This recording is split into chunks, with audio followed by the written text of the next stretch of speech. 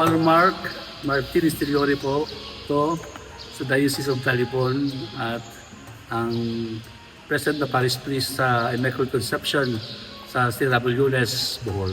Yeah, itong Sierra Bulyones nasa interior part ng Bohol.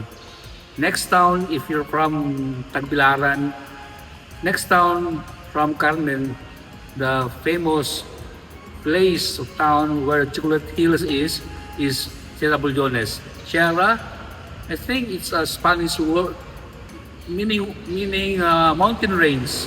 And Bulyones is, sabi nila, parang a bulk of gold. So ito ay mountain range, a mountain with the bulk of gold. So yun ang Sierra Bulyones. Sa parokya ko, Immaculate Conception, mayroon kaming 11 na barangays at 20 chapels. So yun po ang parokya namin. Ito ang parish.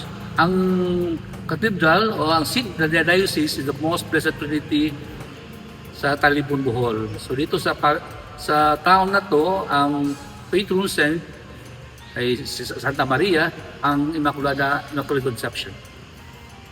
Yeah, itong project na to, less than a year pa ako dito sa parokya na to.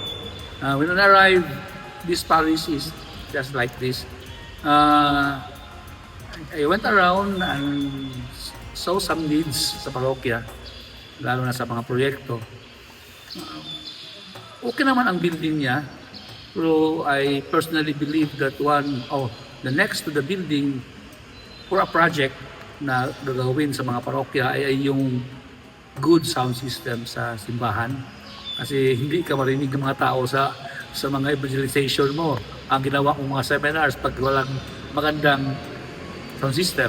So ito nga, parang sinabi ko sa mga tao, lalo na sa mga pastoral council, sa finance council, kung pwede ba na ma-improve.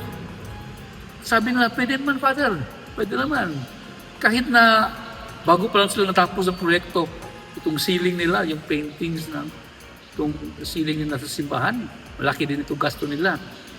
Pero parang matapang itong mga tao dito sa Sierra Bulyones. Parang umuo talaga. Sabi ko, doon tayo sa yung quality talaga ng sound system. Yung hindi lang mura. So doon tayo sa mga ma-taste yun na makita natin yung quality. So ito na nga, nag-sound system project kami. Mayroon kami ginawa ng mga fundraising for that. And less than a year, we've got the money. So yung 5 silo talaga na itong success ng project na to ay half of this success. I'm so grateful to the 5 siglo. So, siguro yung mga tao na dito sa Sierra Bulyones mismo, sa parokya, gusto kong I would just like to express my gratefulness. Sobrang tulong nyo at pa-inspire kayo. Lalo na sa Parish Pastoral Council sa parokya sa Immaculate Conception. Kasama na dito ang mga chapel pastoral council moderators. This pastoral council in the parish is headed by Mr. Renato Ayuban. Salamat po, Rene. Grabe ka, nagpa-inspire ka sa amin. At lalo na sa Parish Finance Council. Itong Finance Council talaga, sila ang mga tao na parang nakatutok lang doon sa fundraising. Kasi funding and monetary ang kanilang trabaho at yung pag-raise ng funds at pag-audit, pag-account. The Finance Council also would like to thank Mrs. Carmela Balili, our chairperson for that council, with Mrs. Elizabeth Garabilis. Thank you, Ma'am Elps, our treasurer.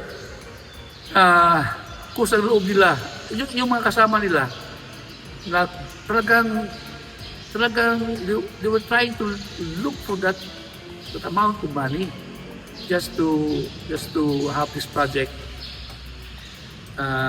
be done. Salamat po sa mga membro ng mga tresurero sa chapels ng parokya. Kunti-kunti lang siguro yung nabigay nila pira, pero pag when you accumulate them, it is a great help for the fundraising. And I also would like to thank the LGU, the local government unit of Silabulones. In one way or another, they have also helped us in working out this project with Attorney Michael Doria, our municipal mayor. Salamat po, Mayor. Kay Vice Mayor, Honorable Josie Freddy Buslon, at ng kasama nilang mga sangguniang members. Salamat po sa inyo.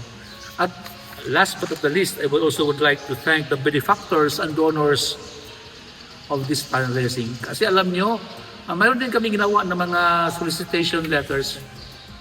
Yung mga may mga pamilya nga na naghingi, may nagbigay, mga from abroad and local benefactors. Salamat po sa inyo. And last, ang major na fundraising namin ay yung ginawa namin nung fiesta last December 8. We have this Mr. and Miss Icon. Icon means Immaculate Conception. Mr. and Miss Icon 2025 na which raised a bulk of money for this project. So salamat po sa mga parents at ng mga participants, lalo na sa mga nag-participate. Though this project is monetary, so pero talagang sila bigyan ng kanilang the best to raise that fund. I challenge them to have this money for this project. Salamat sa mga parents at sa mga workers, supporters ng mga Miss and Miss. Okay po, salamat po sa lahat ng mga tao, mga parokyano sa Parokya ng Immaculada Conception. Thank you.